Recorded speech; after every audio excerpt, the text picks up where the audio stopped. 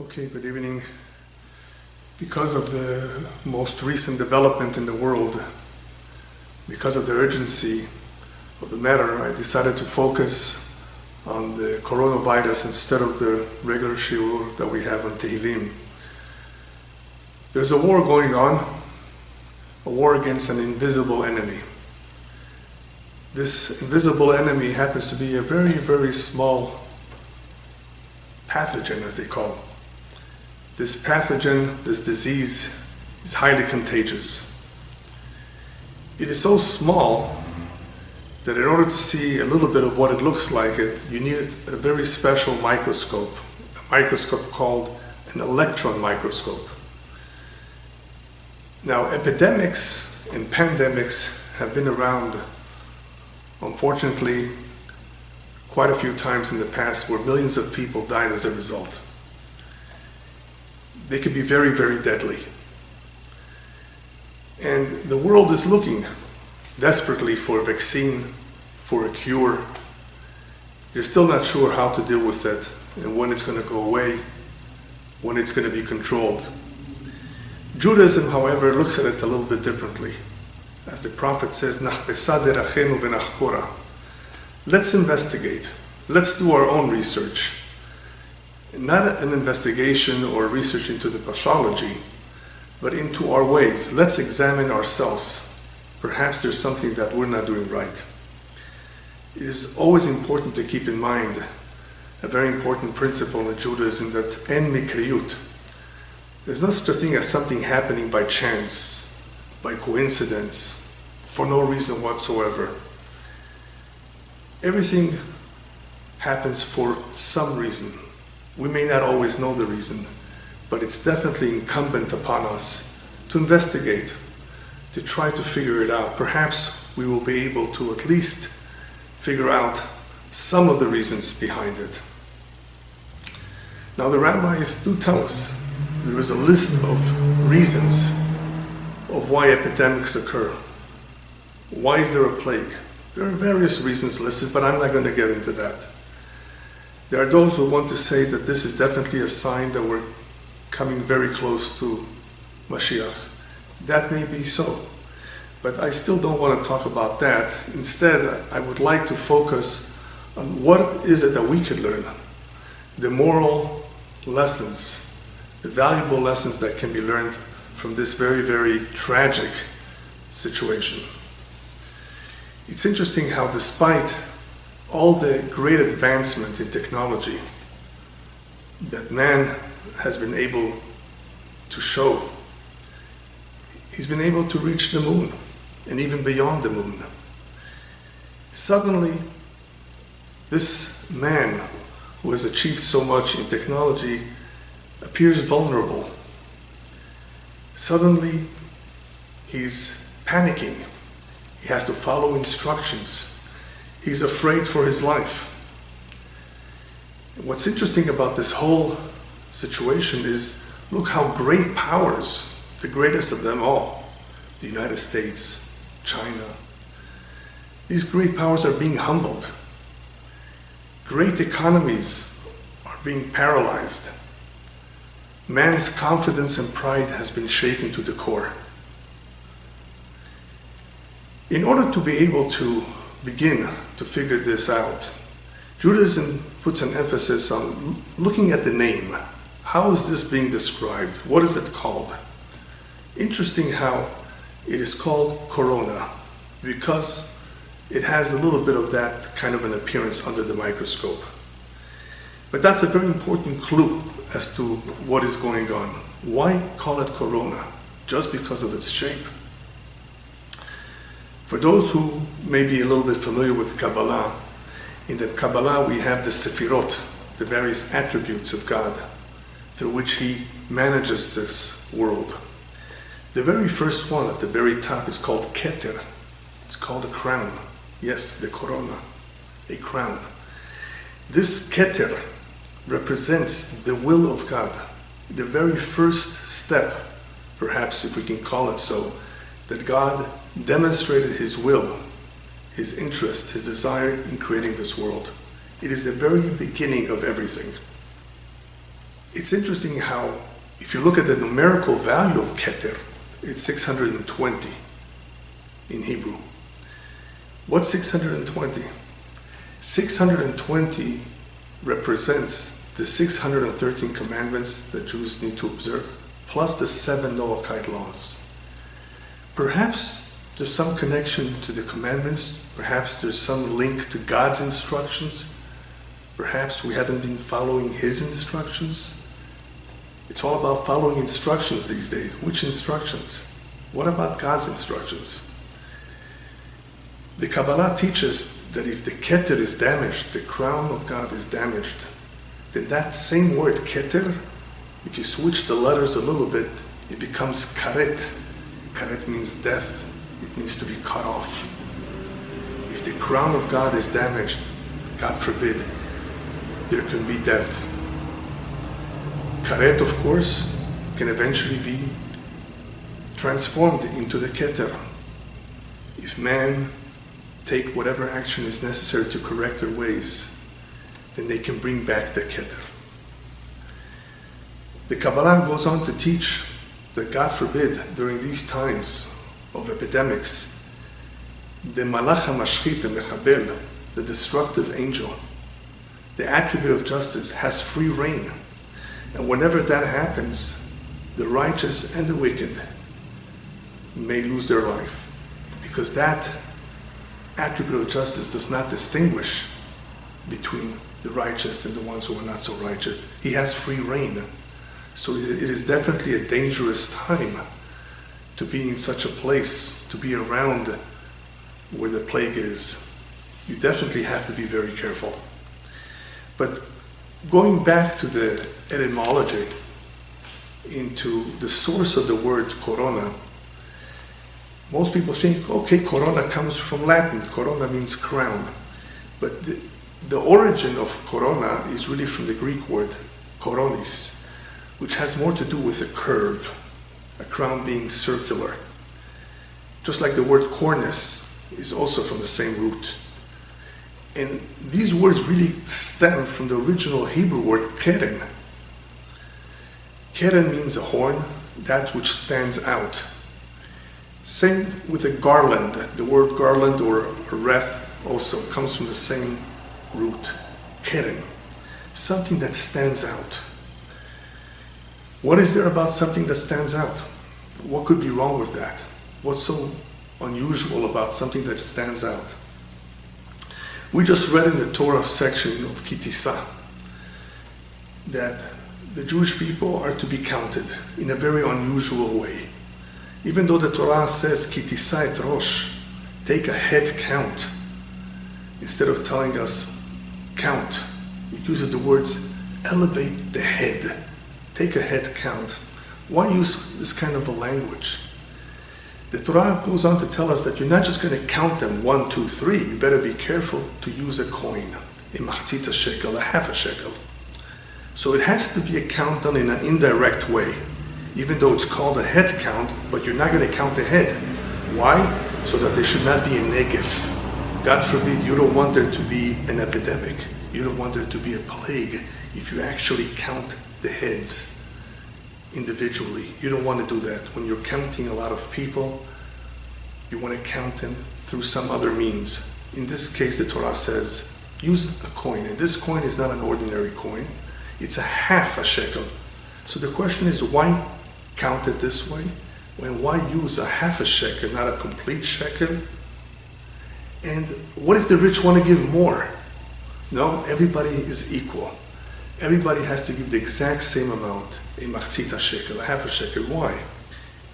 When Jews learn the halachot, the rules about mixtures, what happens when you have something that's forbidden to consume mixed in a minute amount in something which is permissible to eat?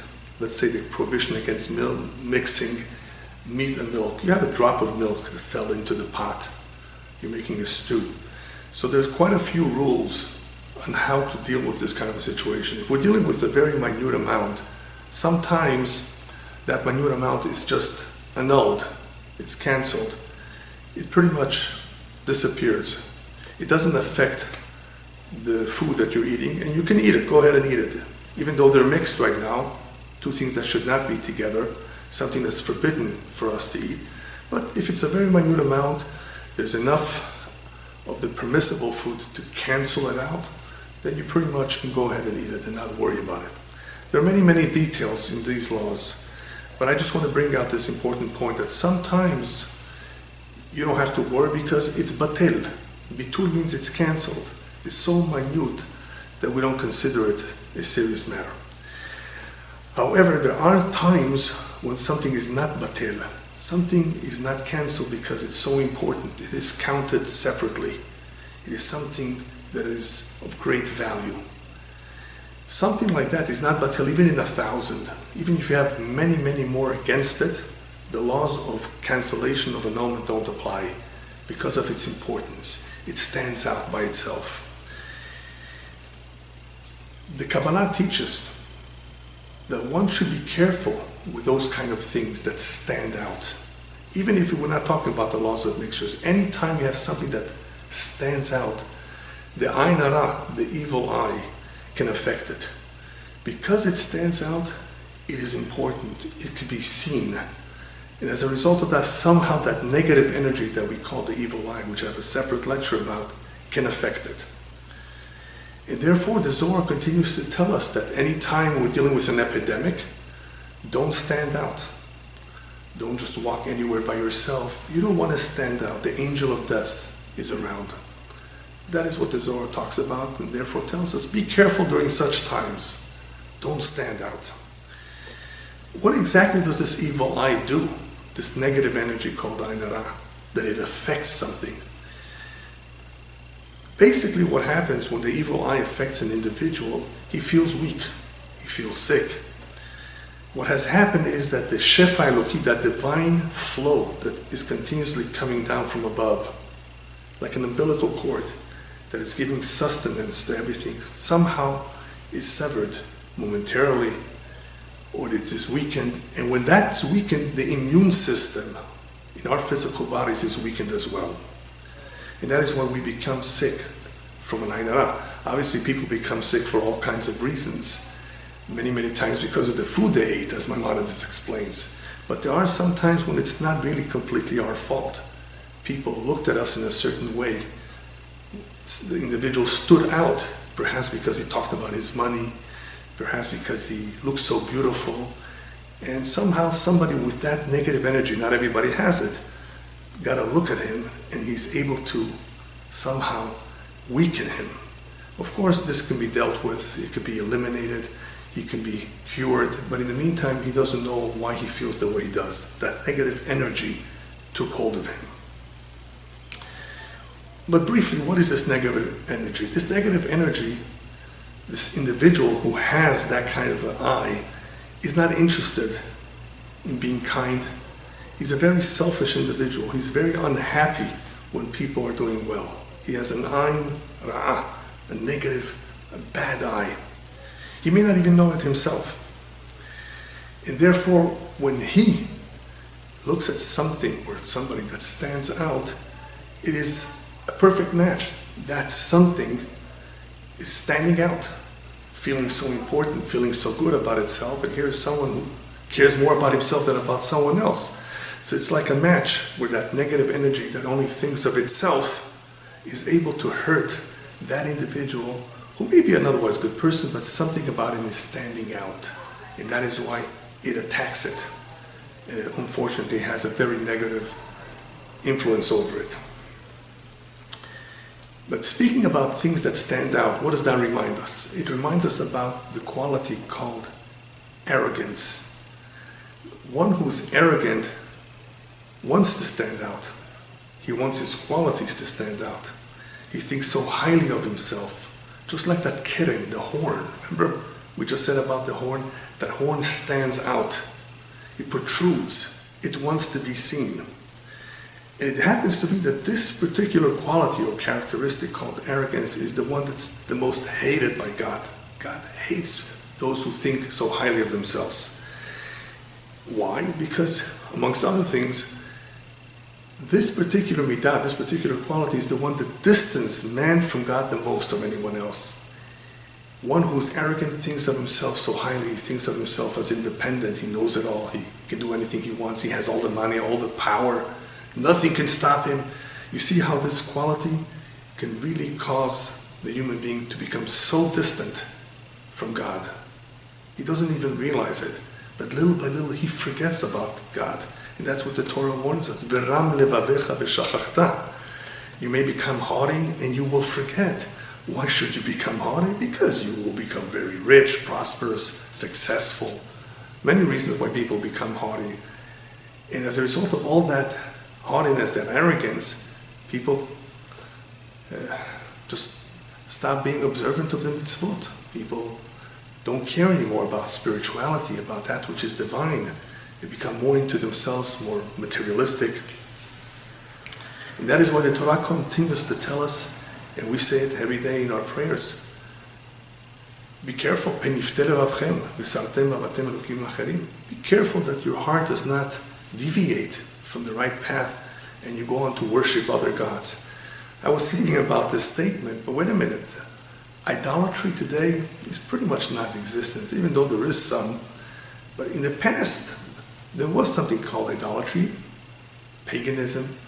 So the Torah is warning us back then. That's understandable.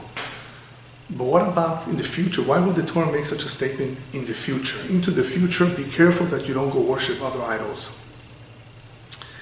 I think Rabbi Abraham Twersky pretty much defines it very well when he says, what exactly is idolatry? He says, idolatry is essentially a system where a person creates his own gods and erects his own ethical, moral system to conform to his desires.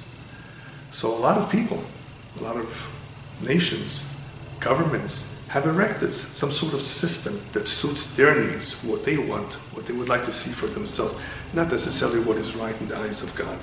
So all this is paganism. It is worshiping a God that is man-made, not the real God. Why would they want to do that? Well, that goes back to the first sin, the primordial sin with the serpent, by telling Adam and Chava, if you eat from this tree, from this fruit, v'yitem kelokim, you will be like gods. You will become independent. You won't have a need for God to tell you what to do, to dictate to you how to live your life. So it is part of human nature to want to get away from that dependence on God and to erect for himself what he would prefer. And of course, what people prefer is based on their desires, their physical desires, which many, many times, of course, is totally not compatible with what God wants. If you recall, there's also a very interesting verse in Mishlei, in Proverbs. What does this arrogance do? Gavat Adam tashpilenu. When man feels great about himself, he's arrogant, he's independent, he thinks he can handle everything on his own, that same arrogance is what's going to bring him down. It is the arrogance of people that one day will bring them down. Those that feel that they can do anything they want. At some point, either that individual or that country is going to come tumbling down because of that arrogance. Who's a good example of that? Titus, the Roman emperor,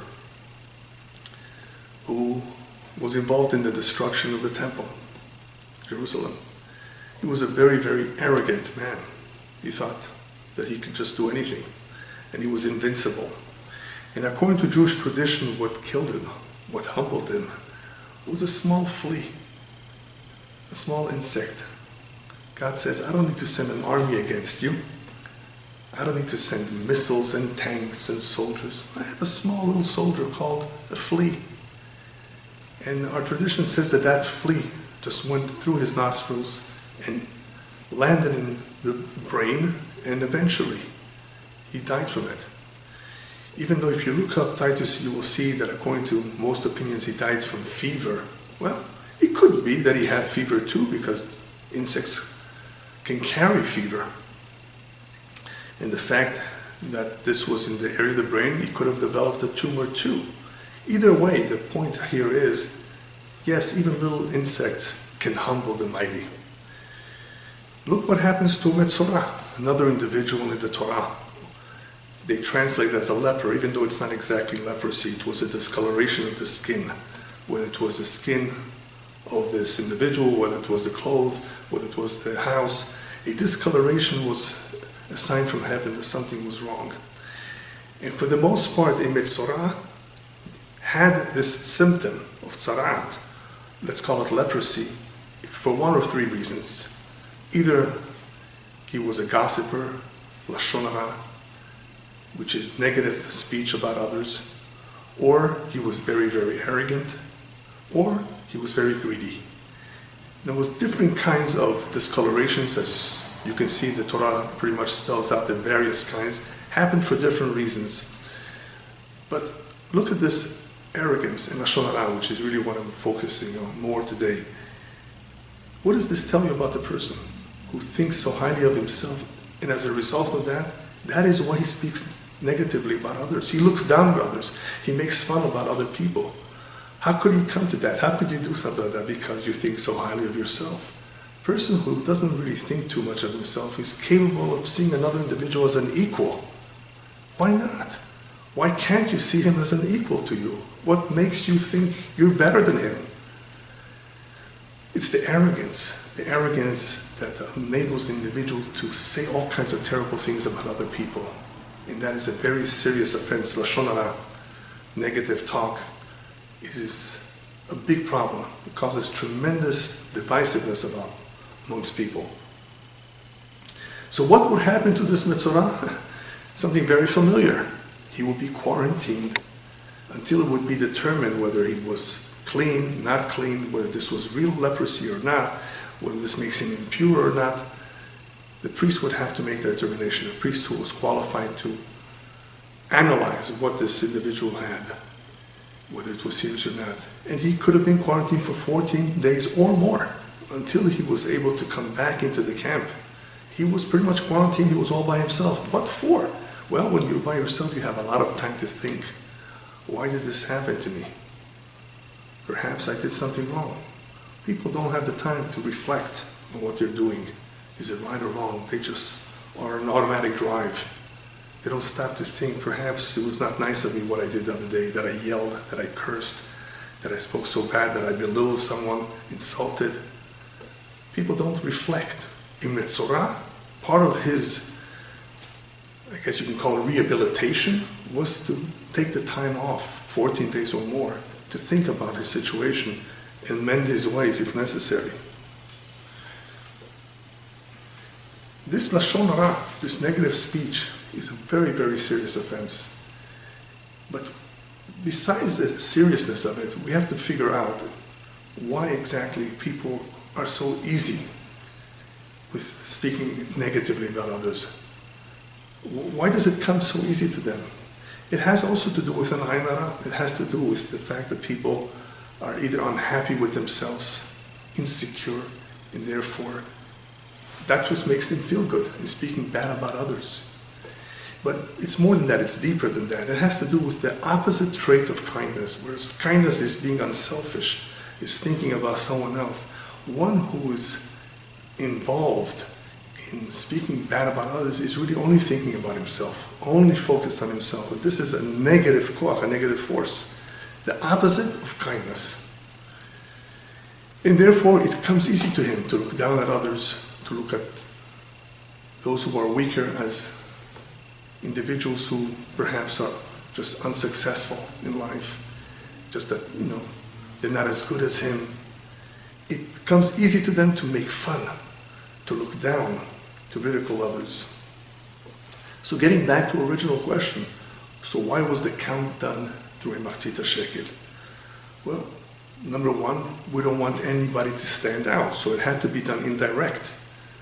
Not the head counts, because that stands out. We don't want to hurt anyone. And it has already happened during the time of David, when people were counted. It was a mistake, but it happened. There was a big plague. So you don't want to count. You don't want to consider all those individuals who stand out, but count them indirectly. And using a half a coin would remind you, we're all incomplete. We need each other. We're not complete. We're not a complete shekel. We're only a half a shekel. Human beings need to coexist. They depend on each other. And why can't the rich give more? Because you're not any better just because you have more money. No. We're all the same. We're all going to give the same. We're all going to contribute towards this cause in the same way because we're all the same. We're all created in the image of God. Be very careful with prejudice. God created all of us.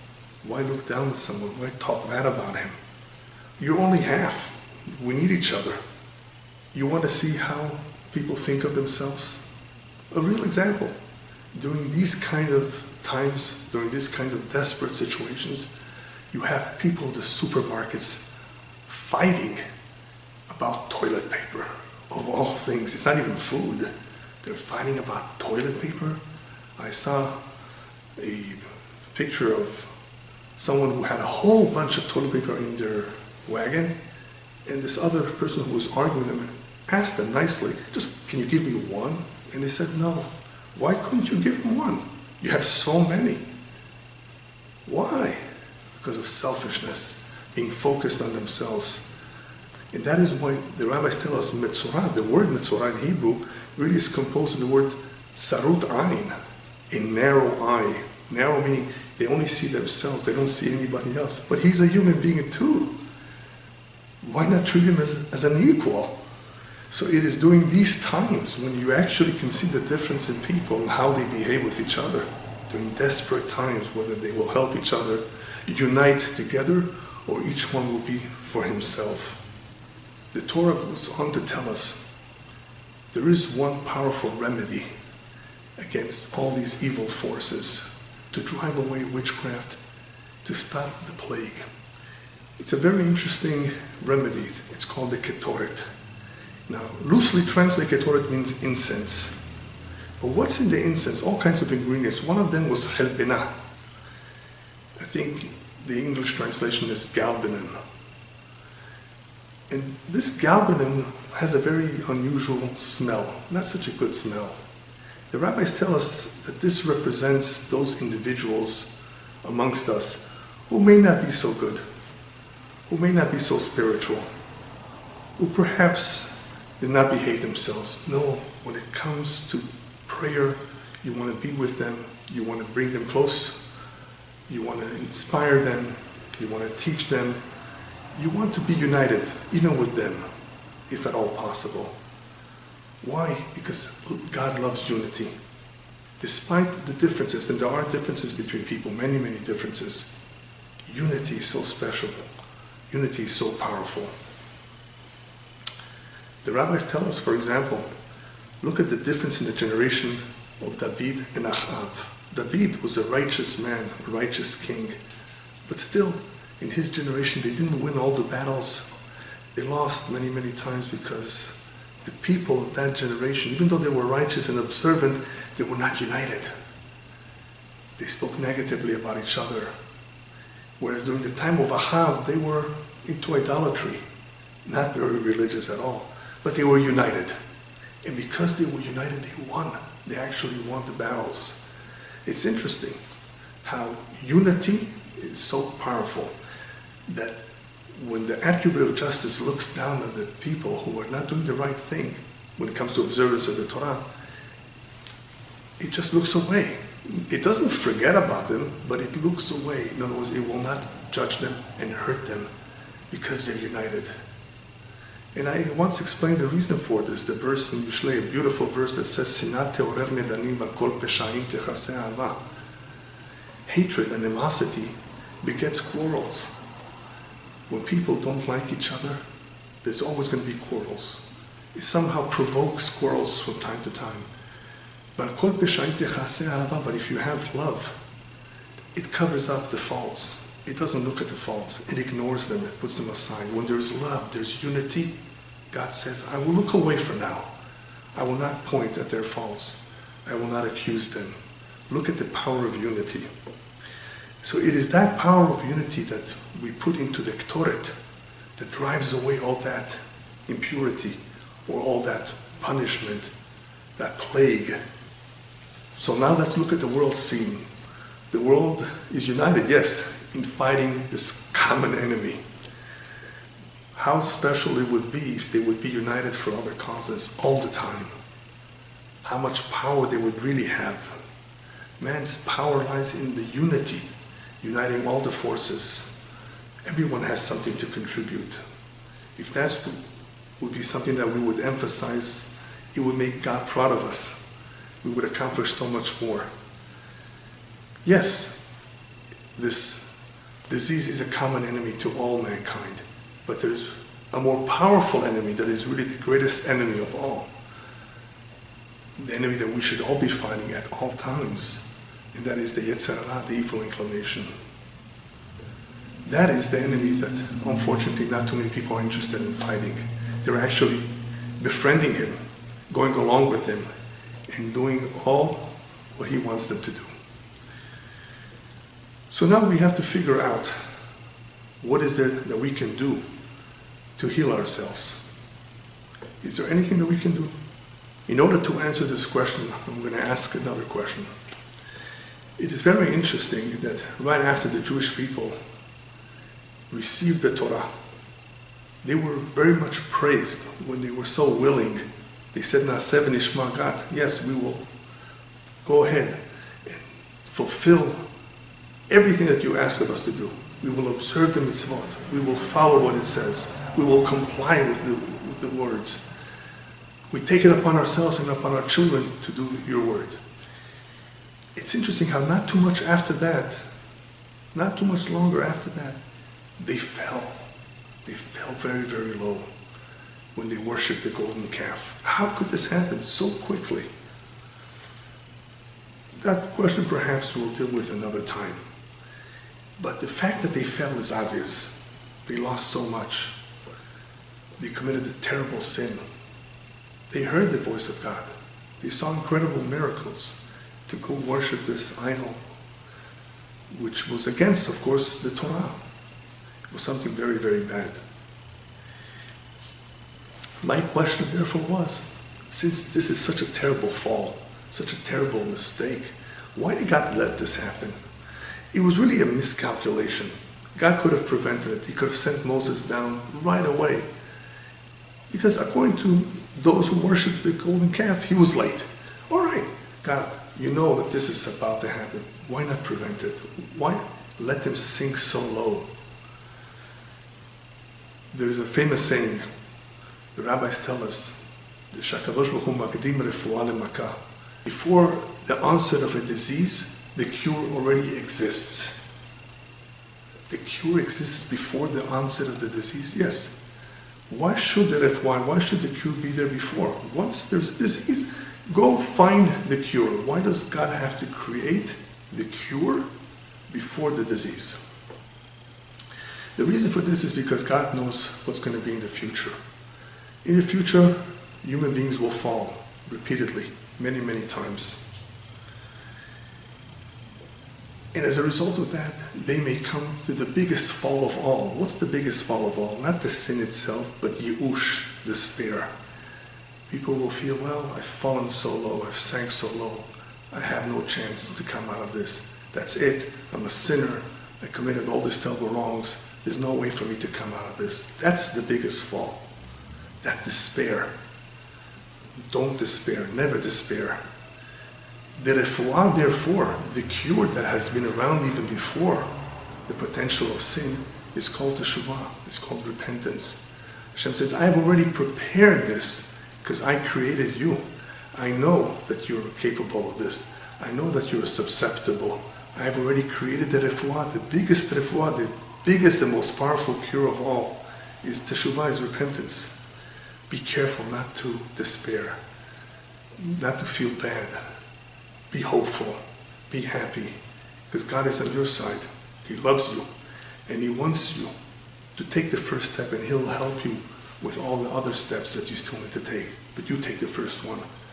But that will not happen so easily if you despair. So don't despair. So this incident of the golden calf was an example of falling so low, but still being given the opportunity to correct it and not to despair.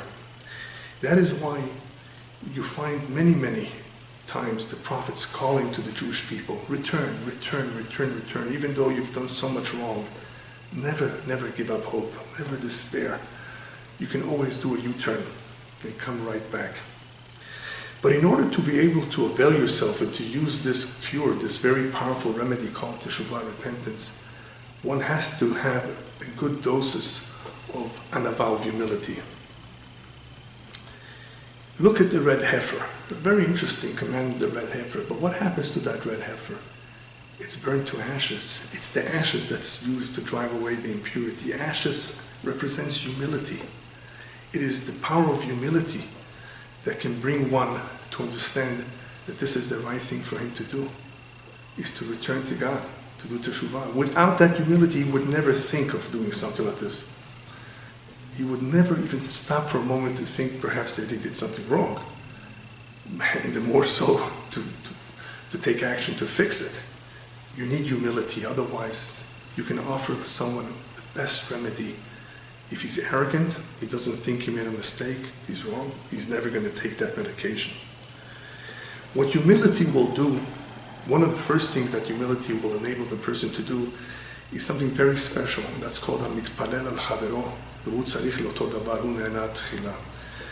Whenever you need something, but your friend also needs the same thing, whether it's a marriage partner, livelihood, health, and you both need the same thing, but you pray for him instead of praying for yourself. What will happen is God says, you're so kind that you think of him before yourself, that your focus is on him, your prayers are directed for him.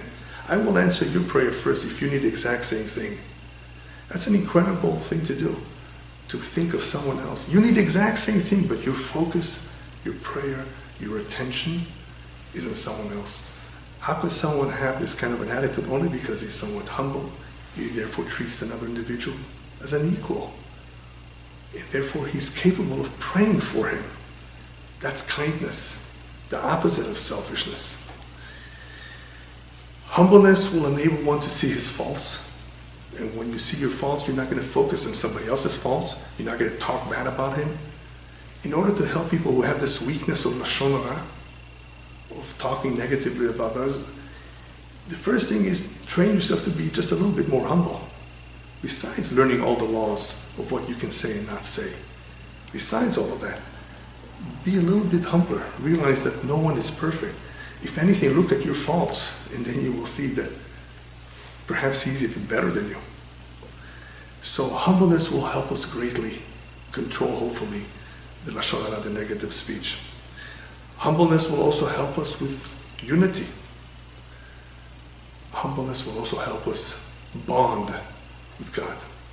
And the reason why this is so important, the bond with God, is because when we go to the doctor, which sometimes we need to do, we sometimes forget that the real doctor, the real boss is God. So he's the one that ultimately does wonders, miracles, where doctors, human beings, as good as they may be, cannot do. So we always have to turn to him in the end. There's a very cute story about an individual who apparently was very ill and went to consult with his rabbi what to do. He should perhaps give him a blessing. He was in great need of a cure. And the rabbi told him, listen, you need to go speak to the professor in the city of Anipoli. The city of Anipoli was far away, but he was willing to undertake this trip to go see the professor. And the professor meant in those days the head doctor, the main doctor. He arrives at the town and he sees that this is not such a big city. Well, that's where I was sent. The rabbi told me to go here. So he asked the people, where does this professor live? He says, there is no professor here. There's no doctor here. This is a small little village, a small little town. He says, I can't understand. Then what do you guys do when you get sick? He says, we don't have a doctor. We have no choice. We turn to God. There is no doctor. There's no professor here. So he went back to his rabbi. He was disappointed. Rabbi, you made me take this long trip to this place. They don't even have one doctor. So the rabbi looks at him and says, come on, don't be such a fool. Did you ask them what they do when they get sick? And he says, yes, they just turn to God. He says, that's exactly what I wanted you to do. That is what you need to learn. not to depend just on human beings, is to ultimately remember He's the one that gave you life to begin with. Don't you owe Him a thank you? Don't you ever pray to Him? Why don't you ask Him, turn to Him? He can do it all. What I think is a good thing to do at this time, during this very, very serious epidemic, is to read chapter 91 in Tehillim. That particular chapter is very, very focused on these type of things. 91, Tzadik Aleph. It's also a good idea to focus more on the blessings that we make, especially Asher Yatzar. Jews make a special blessing when we come out of the bathroom, where we thank God and appreciate the fact that the plumbing is functioning. A lot of people are on dialysis. A lot of people have all kinds of problems. We shouldn't just take it for granted that tomorrow will be the same as today. Our health depends, of course, on us, but it also depends on God. And if everything is good, we just come out of the bathroom, we say Asher Yatzar, which is a beautiful blessing that describes the great miracles that go on in the body on a regular basis, day and night, for all our life. It's something that we should not forget about and always think about and thank God for it. So it's a good idea to focus on that, because we have a tradition that whoever says that particular blessing with kavanah, with real intent, he will not be sick, hopefully. So this is definitely something that we should take up on ourselves. Just like to finish with a verse that is very befitting for our time, and it could be that Isaiah meant this for the end of days. I'm going to read it in English, but this refers to the pasuk, Lecha mi bo bechadrecha.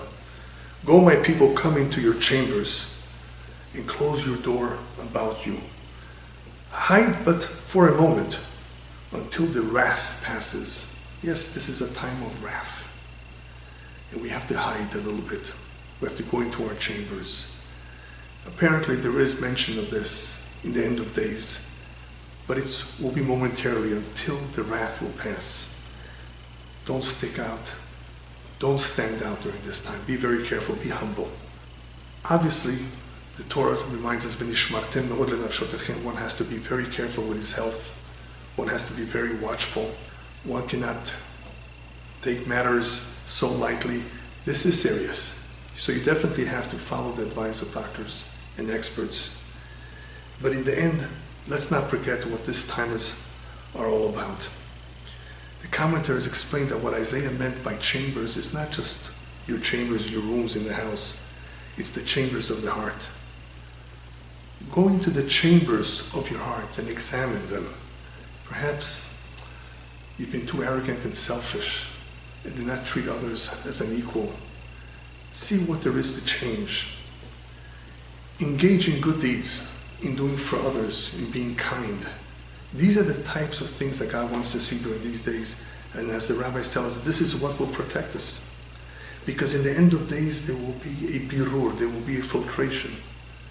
And like Moses said after the sin of the golden calf, Mila Shem Elai, who is on God's side, let him approach me. I want to see him. I want to see who is on God's side, who is the one that's taking up the case for God. In order to be able to be on God's side, let us not forget that the real crown, the real corona, is the crown of God. And it's that crown which God will soon place on the head of Mashiach when he anoints him, God willing, very soon. Amen.